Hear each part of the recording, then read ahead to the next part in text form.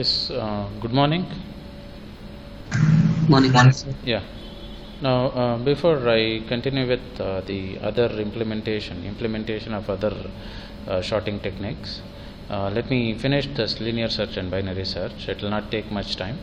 So, after doing this, I will get back to the implementation part of the remaining shorting techniques. Okay.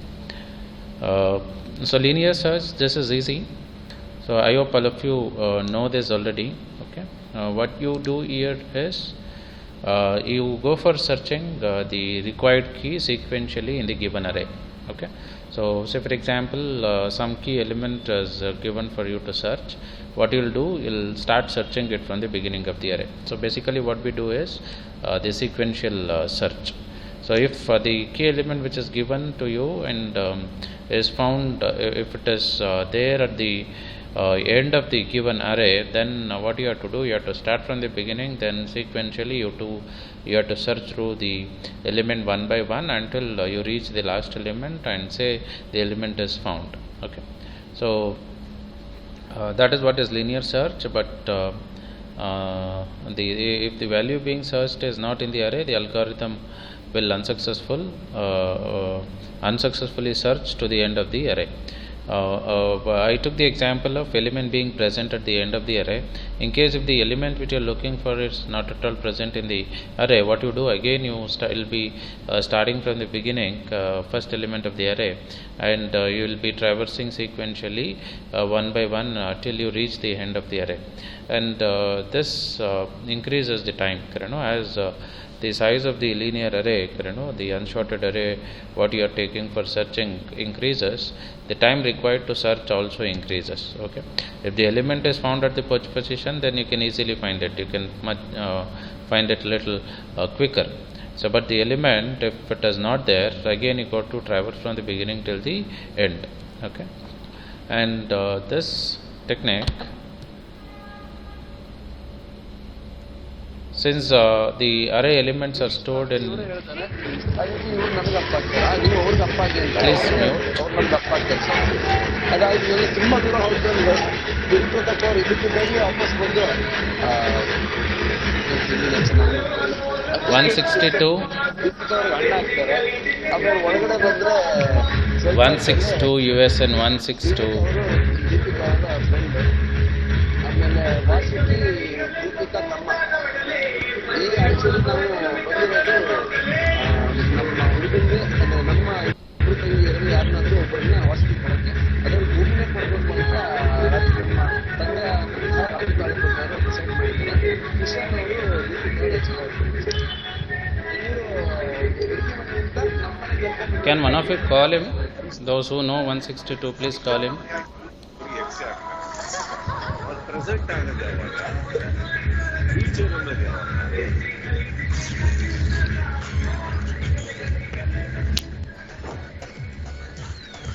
ಈ ಕೈ ಯಾಕೆ ನಮ್ದು Sushmita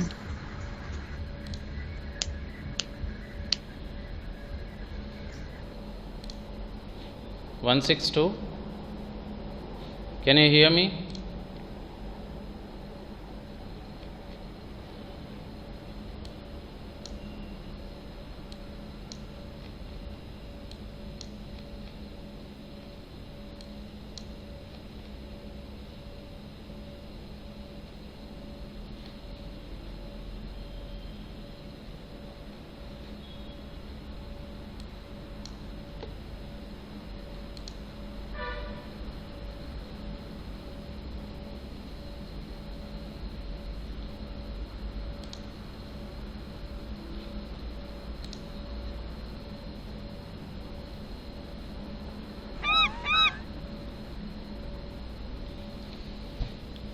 Okay,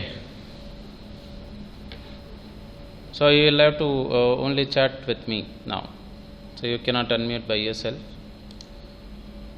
I don't know what was the problem with USN 162.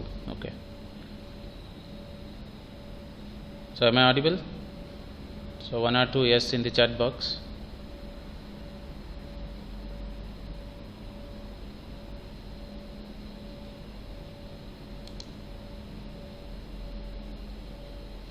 Hello?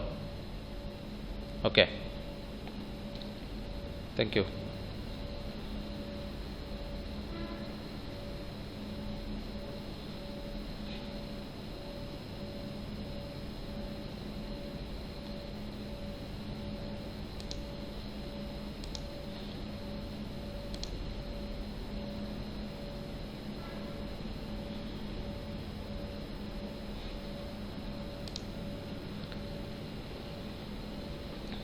Yeah.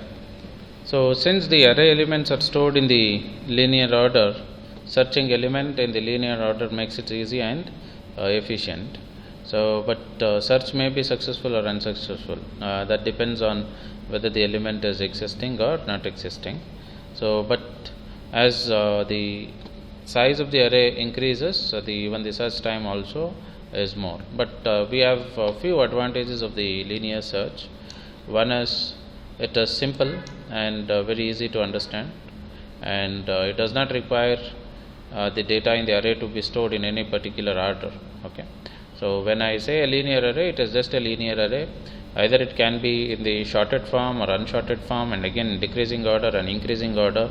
So whatever may be the order of the unshorted array, you can take it, and we sequentially search in that. So these are the two advantages of the linear search algorithm. At the same time, we do have disadvantages also. The linear search has the disadvantage too. First thing is very poor efficiency because of its lot of comparisons. Correct.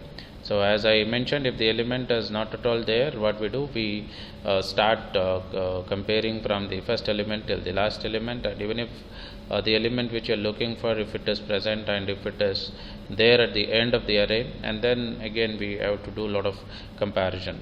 And the performance of the algorithms scales linearly with the size of the input.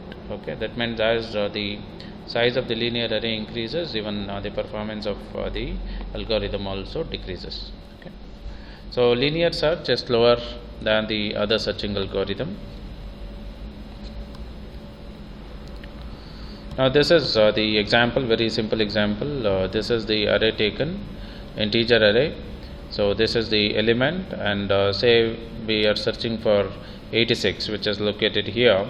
We start from the beginning, we compare this 86 with minus 23, so it doesn't match, and we go to the next element, compare with 97, doesn't match, and then 18, and we keep proceeding till it matches with the key which is found, okay, which is there in the array. Once the match is found, we say the key is found.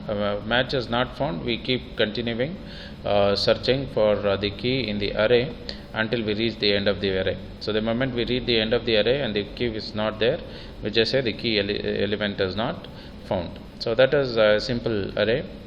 So we are doing the comparison here. So with the 97, and then we're doing with the 18, so not matching. Next we are doing with the 21, not matching. Next we are doing with 5, not matching.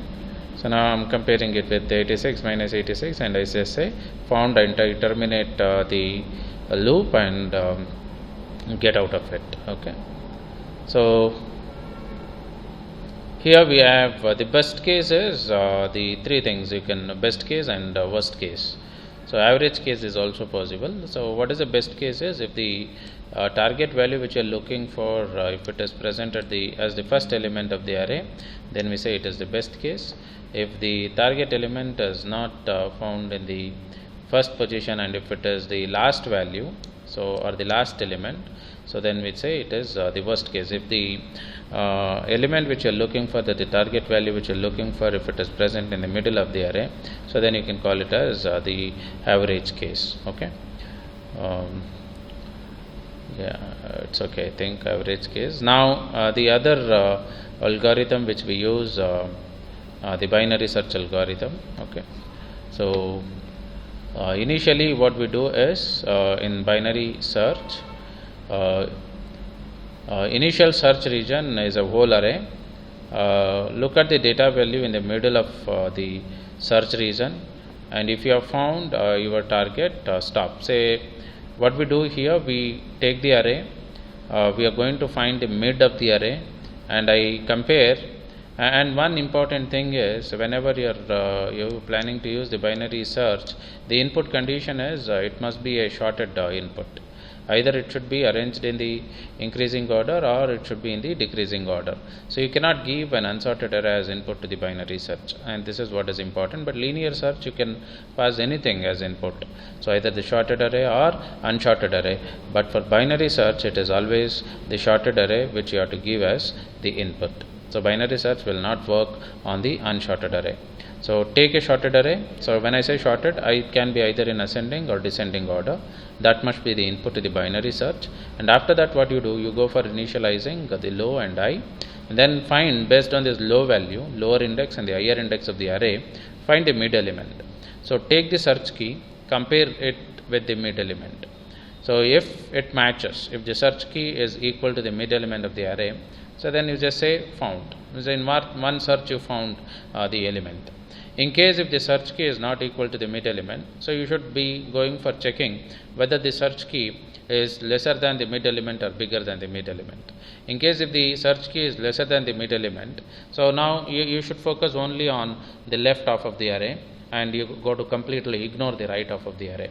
Okay, so the number of comparisons you are reduced to half now, correct? So and similarly, when you compare the key element with the mid element, if the key element is bigger than the mid element, what you have to do, you have to completely ignore the left half of the array, and you should focus on searching in the right half of the array. Okay, so you got to take the right half of the, how to take the, consider the right half of the array, mid plus 1, because you have already compared the key element with the mid, and you have found that so your key element is bigger than the mid. Now how do you search in the right half of the array? You got to say mid plus 1. You have to take the mid plus 1 and till the end. So till the higher index. Okay, and in case if the element which you are looking for, if it presented the left half of the array, so then how do you take or access the left half of the array?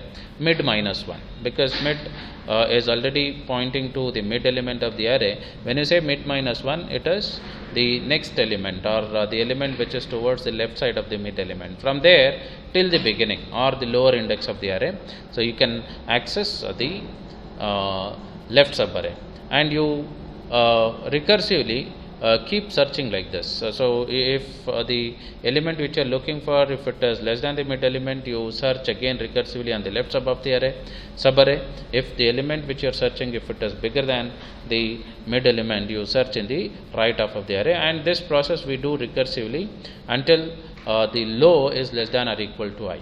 Okay, remember, when you are doing this, the condition is low should be less than or equal to I.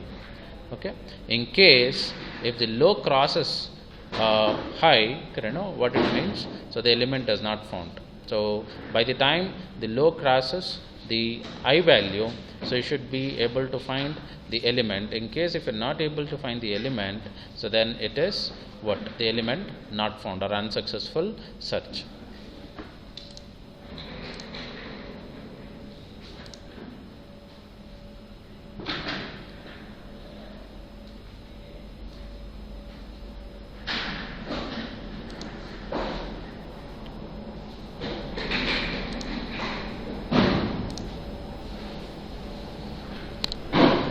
So OP people understood?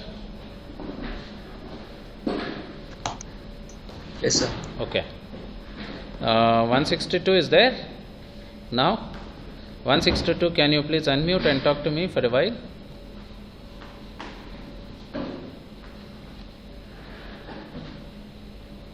Oh, 162 is not there. Okay.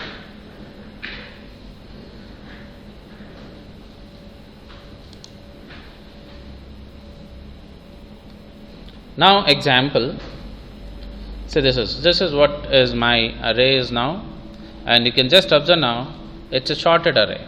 Okay, so shorted in ascending order, so you cannot take an unsorted array for the binary search example. It must be a shorted one. So this is a shorted array which we have taken. So low is initialized to the lower index and I is initialized to the higher index. So obviously this index will be 0, the lower index will be 0. This is 1, 2, 3, 4, 5, 6, 7, 8. We have the higher index. Okay, I value is 8. Now we are finding the mid element. Okay, how to find the mid element? Low plus I by 2. Okay, so low plus high divided by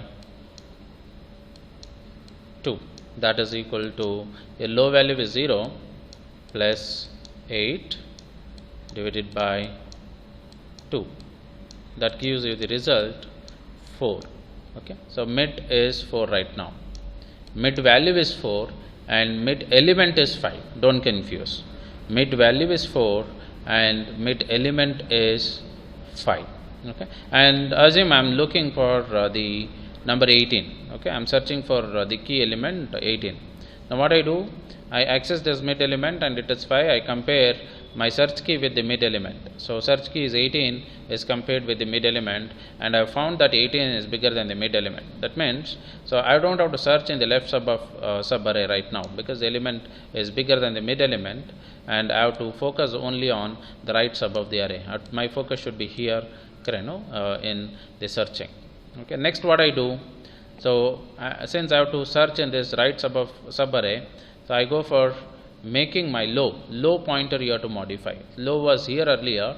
Now I modify the low as low is equal to mid plus 1. Mid plus 1. So low was pointing here to the 0th index now. So now low we are making it to point to this. So mid is 4 plus 1 is 5. We are making low to point to the 18 element. So low is pointing to this, and we don't modify the I still remains the same. Okay, so next again recursively what we do, again low plus I we do. So 5 plus 8. Okay, so 13 by 2, so it is 6. Okay, so we take 6. Now the mid element is this 21. Now next middle points to this. Let me write it as M. Middle is pointing to this. Now I go for comparing 18 with 21. 18 is lesser than 21. Now my focus should be on what? Searching in the left sub of the left subarray. So in left subarray I have only one element, that is 18. Okay. Now what is that I need to do? I should be modifying my I pointer. Okay. I should be initialized now to mid minus 1. See, mid is pointing to this, and I should be made to point to 18. So I is equal to mid minus 1.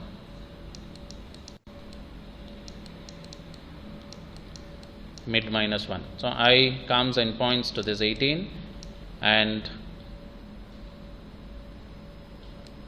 both I and low are pointing to this. Okay. So I and low are pointing to this.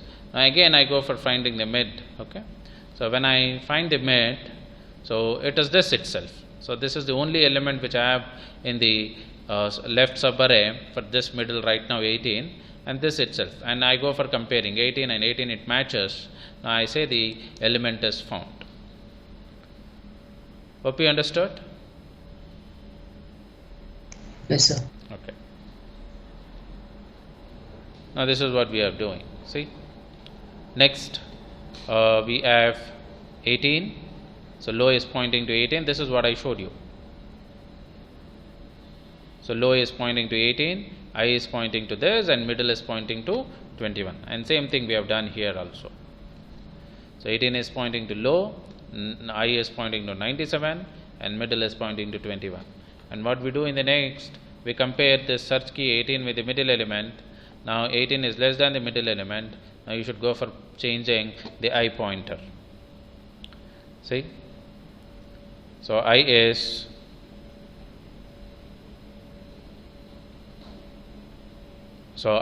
is not pointing here, sorry, it should be made to point to mid minus 1. Now it is pointing to this.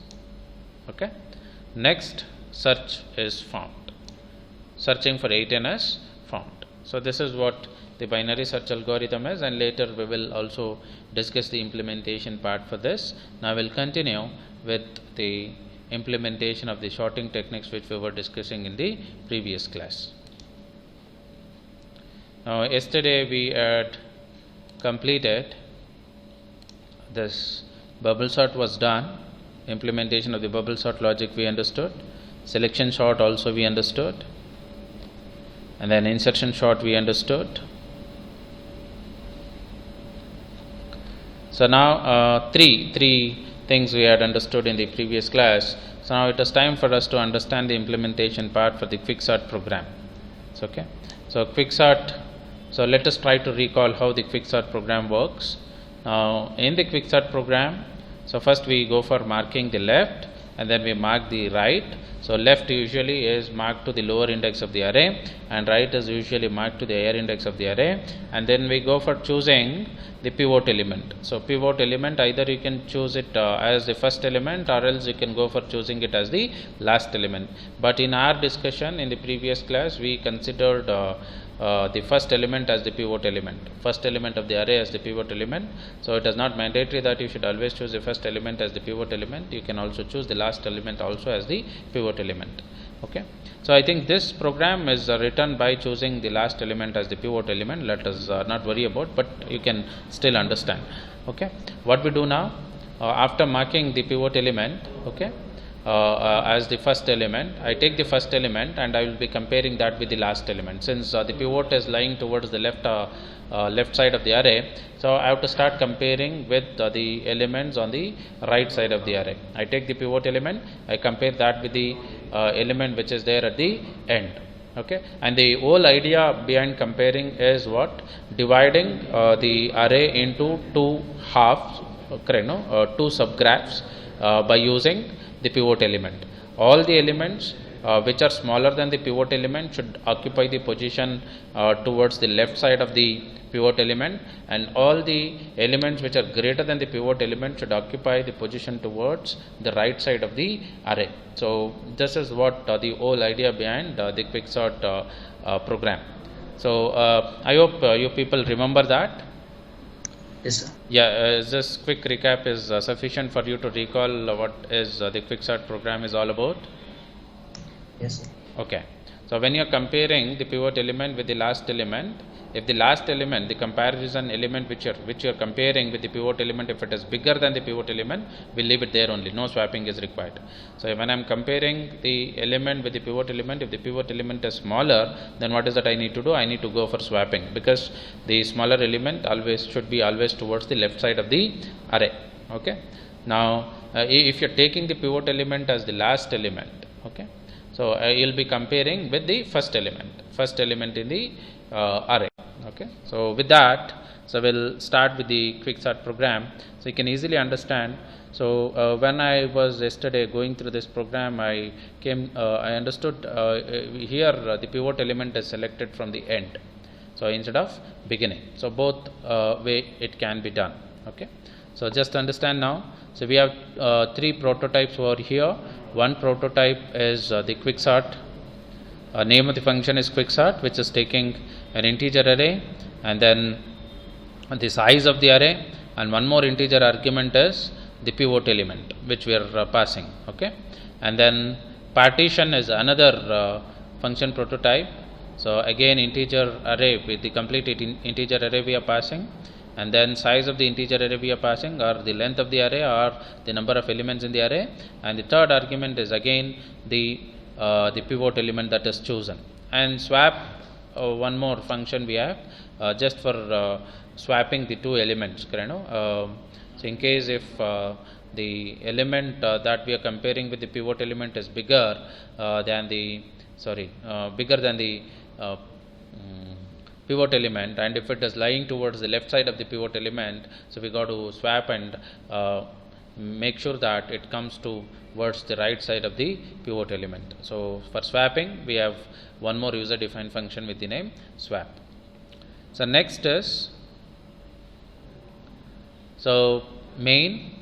So I'm just reading the array over here, size of the array, the number of elements in the array, then declaring an array of that particular size. Okay.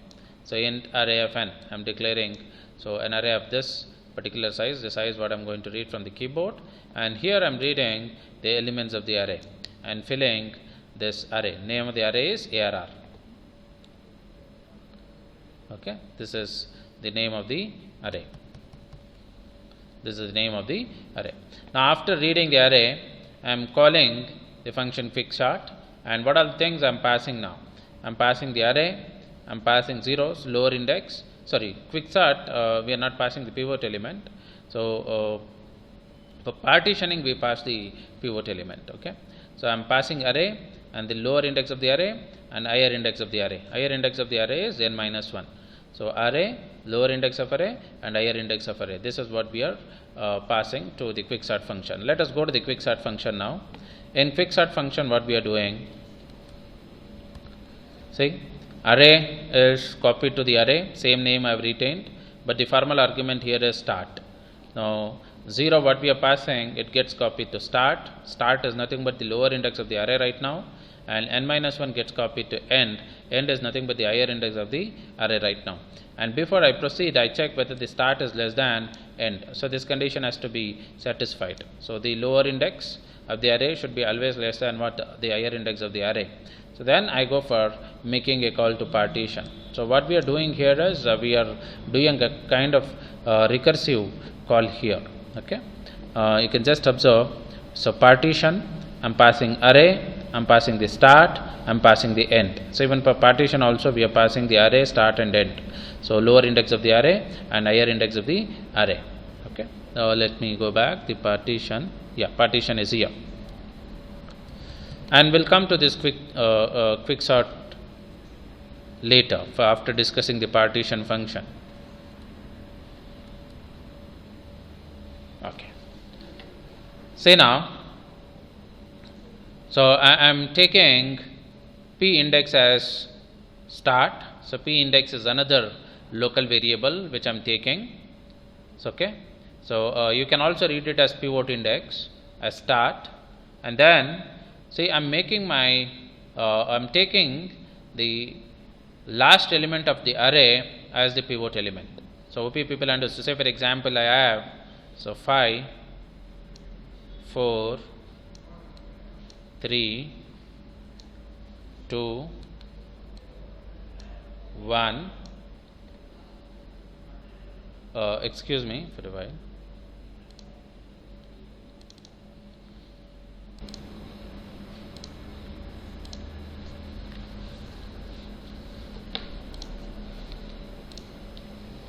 Okay, sorry. Am I audible? Yes, sir. Okay. Yes, sir. So these are the elements which I am taking now. So I make p index as start. So start is already pointing to this. So this is start, and this is end. Okay, and then p index, end p index is equal to start. Even p index is also pointing to this. I'll write it as p index. And then what we are doing, end pivot is equal to array of end. Okay. Now pivot element is what right now? I'm taking 1 as the pivot element. OP people understood? So if I want to consider 5 as the pivot element, then I have to say end pivot is equal to array of start. Okay. So now pivot is equal to, can you just tell what is the value of pivot? 1. 1 it is. Okay, pivot element. That means we have made this as the pivot element.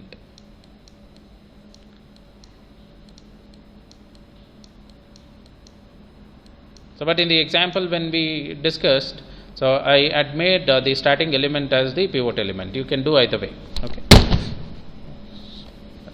Next, so I is taken for the looping purpose inside the for loop.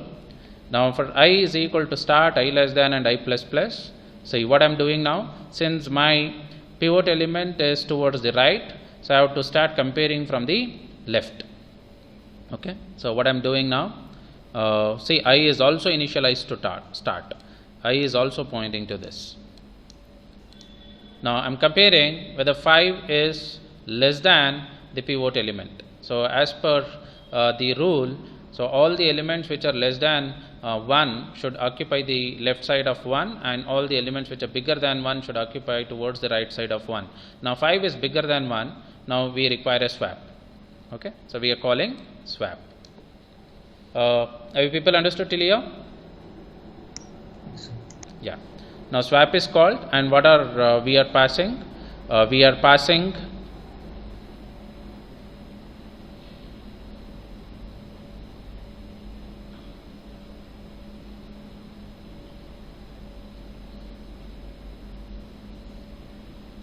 passing array of I, that is phi, and array of p index, that is also phi. Okay. 1 second.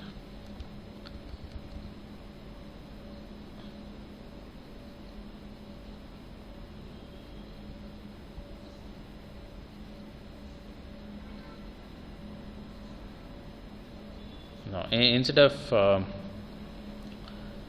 taking this, okay. Now what I'll do is, now array of phi we are passing, okay. This is phi, and this is array of p index, again it is phi, which is not correct.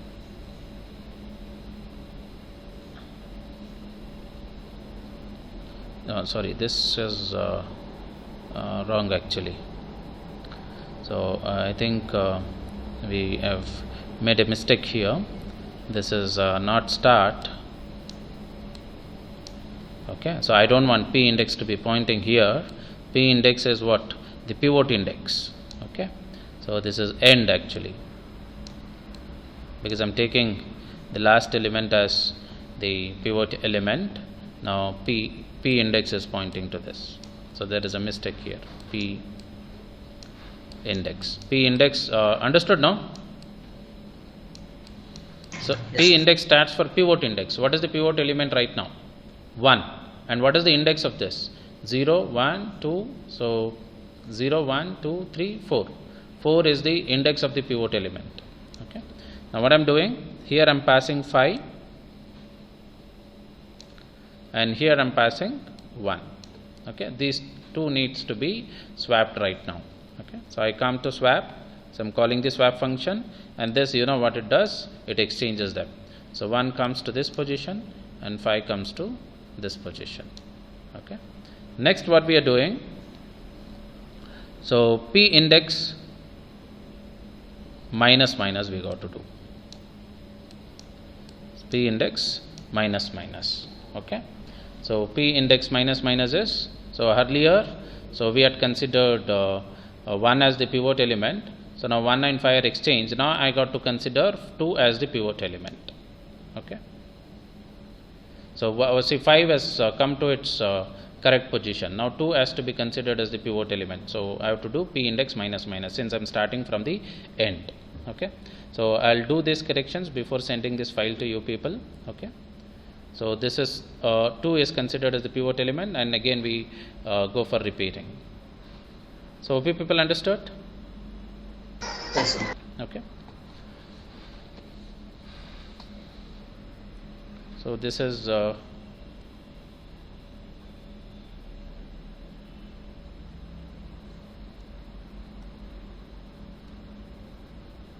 quick sort, and next is the merge sort.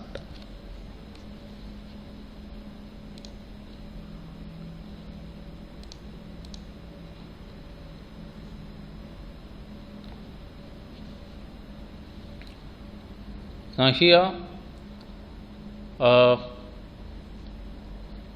we have two subarrays. So first subarray from 1 to m, and the second subarray from m plus 1 to r. So this is not 1 actually, L, lower index to m. Okay, the first subarray middle, and the second subarray from mid plus 1 to the right index. Okay, so let us start from the main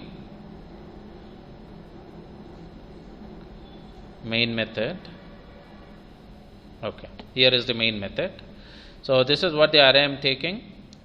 So merge sort, you know, so it goes for recursively dividing the given array into subarrays until no more further divisions are possible.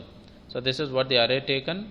So here I am finding the size of the array, or the number of elements in the array, and then so I am printing the given array as it is by making a call to print array, and then calling the function merge sort by passing array and then the lower index of the array and higher index of the array. So we'll go to the function merge sort now. Yeah. So this is what the merge sort is. Now what you have to do, you have to go for dividing the given array into two equal halves, and this you got to do recursively until no more further divisions are possible. Now how to do that? Before dividing, you just check whether low is less than right. So low index is less than the right index. If this is true, then you go for finding the mid element. So mid you can find either this way or by using this. So this you already know, because in the binary search we understood how to find the mid. So low index plus I index or the right index divided by 2. So you can use this, or else you can also go for using this. So this is more appropriate because it's going to avoid the overflow of L and H also. Okay. So either you go for using this or this, anything is fine. And then so call. So this is what is dividing. You have found the mid and then call merge sort again recursively. See, the same function is being called recursively by passing array, lower index and mid. And again, so this lower index left subarray we take and we recursively divide that until no more further divisions are possible, and then we go for the right subarray. So how do you say it is a right subarray? Because m plus 1 you can see here. So mid plus 1 till the higher index of the array, we keep recursively calling this merge sort until it gets divided. Okay. And finally, when both the left subarray and the right subarray recursively gets divided into subarrays with until no more further divisions are possible, so we go for making a call to merge. So in merge what we do, array we pass, the complete array we pass, lower index of the array we are passing, mid of the array we are passing, and also the higher index of the array we are passing. So now we'll just go to the merge. Yeah, this is what is merge. Complete array, lower index of the array, mid of the array and higher index of the array. R is nothing but the right index of the array or higher index of the array. Now here I am defining two subarrays now. Size of two subarrays, one is N1, another one is N2. N1 is the size of the left subarray and N2 is the size of the right subarray. So the size of the left subarray is defined as m minus 1 plus m minus L plus 1. Okay. So mid minus lower index plus 1. And size of the right subarray is defined as higher index of the array minus mid. Okay. And then these are the two arrays which we are creating now, two temporary arrays. Okay. One is left subarray, so it is named as L. Another one is the right subarray. So now I got to copy the elements, copy the data to the left subarray and the right subarray. Now what we are doing, running a for loop, and I am copying array of lower index plus I. Okay, lower index plus I. Lower index will be 0, and the first iteration I is also 0. 0 plus 0, the first element gets copied to L of 0, and second elements in the left subarray gets copied to L of 1. And similarly I am copying the right subarray. Now right subarray starts from what? Mid plus 1. Okay, mid plus 1 plus j. Okay, and the process goes till N2. Okay. Next what we do, after copying the left subarray to L1 and right subarray to R, we do this. So we compare, while I is less than N1 and j is less than L2, we go for comparing the corresponding elements from the left subarray and right subarray.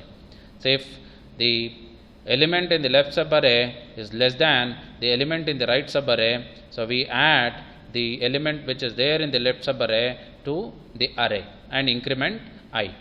In case if the element in the left subarray is bigger than the element in the right subarray, then we go for adding the element in the right subarray to the array. This is what the final shorted array which we are building. Hope you understood? Yes. So here we add the element. So because the element in the lower subarray is less than the element in the right subarray. Hope people are following. Yes, sir. Now you have to take the element from the lower subarray and add it to the array. Otherwise, take the element from the right subarray and add it to the array, because it is smaller. Whichever is smaller, that has to be added to the array. Okay. So if you are adding from the lower subarray, increment I. If you are adding from the right subarray, you got to increment j. Okay. And so k has to be incremented irrespective whether it is the element is added from the left subarray or right subarray. K is always incremented, because this you can see it is inside the while loop. Okay. Next. And what you have to do in case if the lower subarray is left subarray is small, has fewer number of elements than compared to the right subarray, so this loop will get terminated, and you got to check if there are few more elements remaining inside the left subarray which is not added to the array. You just take them and add it to the array, and similarly you got to check for the right subarray as well. So I go for checking whether there are any element left in the right subarray. So I just check, and those things are removed, copied from the right subarray to the array, and finally I go for printing. Okay, so here I make a call to sorted array and print array. So we go for printing this array by making a call to print array. So hope it is clear. Yes, sir. Okay. So I'll send you this file PDF. I'll share with you people. Just take and try to analyze by yourself. And here few corrections I have to do. Okay. I'll do all those things and I'll share you this PDF to you people.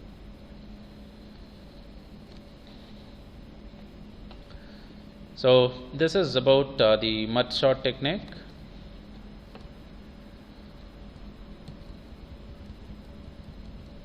Next is radix sort. Okay. So let me start from the main.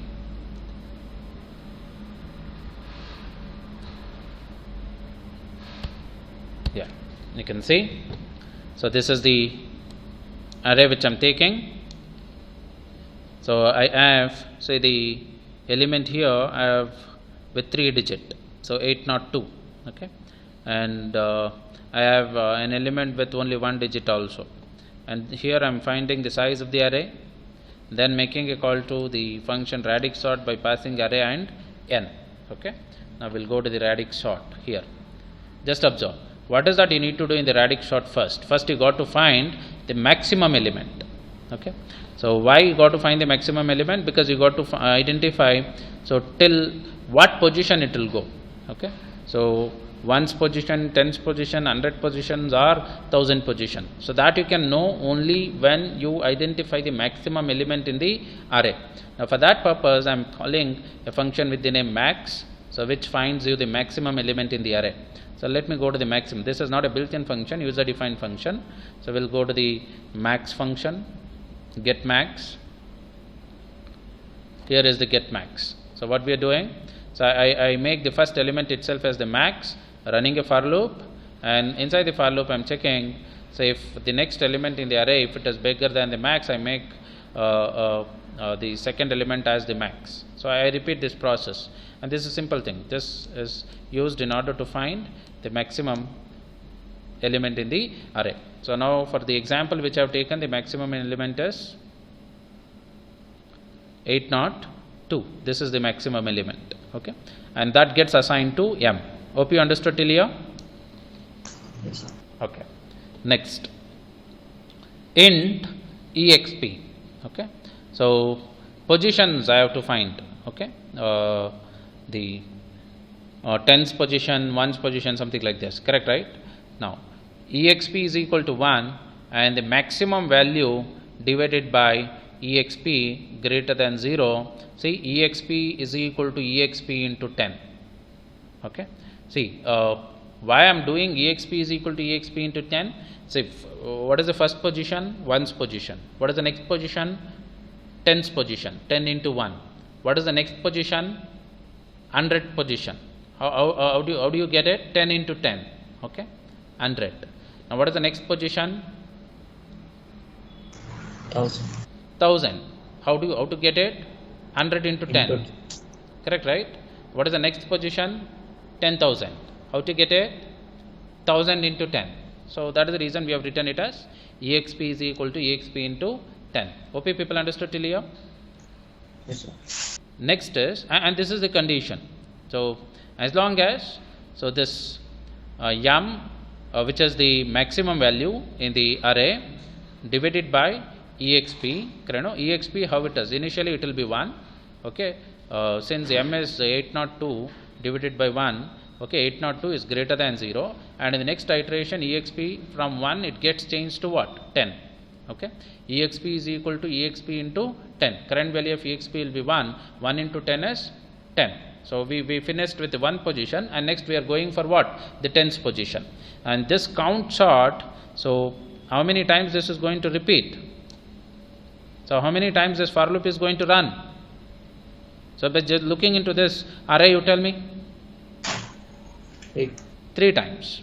So because this count chart has to be called 3 times. Okay, because the number of digits here is 3. So I have 1's position, 10th position, and maximum 100th position. Okay, 3 iteration. In the first iteration we are going to sort using the digit which is present inside the 1's position. In the second iteration of this for loop we are going to sort based on the digit which is present in the 10th position, and then in the third iteration we are going to finally sort by taking the digit which is present in the 100th position. Clear, right? Yes, sir. Okay. So I think I need time to complete this. It's already 11. Okay, I'll come to this. So count chart. Let me quickly finish this. Okay. So I've taken output array. So this output array gets updated in every iteration. In the first iteration, you get the result of shorted elements based on the digit which is there in the 1's position. In the second iteration, so the output will give the shorted elements based on the 10th position, and in the third iteration, it gives the output based on the digit which is present in the 100th position.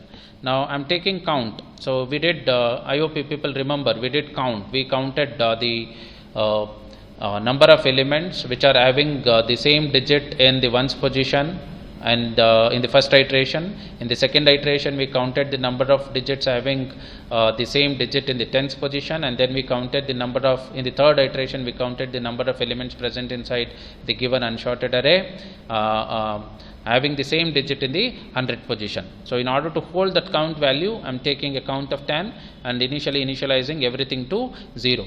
I hope you people remember what I explained with the example, and you can relate this statement with that. Yes, sir. Okay. Next, what we are doing here, store the count of the occurrences in the count. So this is what I am doing. I go for I run a for loop. I take every element from my array.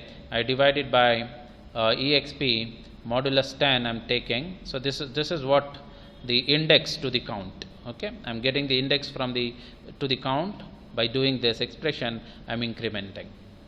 Okay, plus plus. So and then here, so this is what the cumulative count what we are finding. So first we assign the count, correct, right? Yes, sir. And this for loop, and the next count statement what we are seeing is finding the cumulative count. Now how we are finding the cumulative count? So count of I is equal to count of I plus count of I minus 1. Hope people are following. Yes, sir. This is finding the cumulative count. And next, this is where we are building the output array. Okay. So we go for identifying. In the first iteration, we take the digit in the 1's position, and we just look into this what cumulative count. So cumulative count will be decremented by 1, and we add we are decrementing the cumulative count by 1. OP people can see this minus 1. Yes, sir. So cumulative count is decremented by 1, and to that position I am storing array of I. Array of I. Okay. and if you take that example, you can easily relate this program, and you can easily trace it, very well trace it. Okay, so that's it. And finally, after I do this for all the 3 iteration, okay, now I go for copying the output array, which is a temporary output array, to the final array here. Okay, array of I, and we call this print array, and we print it. Okay, so this is what is the Radix sort, and still we need to discuss one more implementation, that is the implementation of address calculation sort. So that we will discuss in the tomorrow's class. Okay, and the implementation for linear search and binary search also, along with the implementation of address calculation sort. Okay, we'll stop here.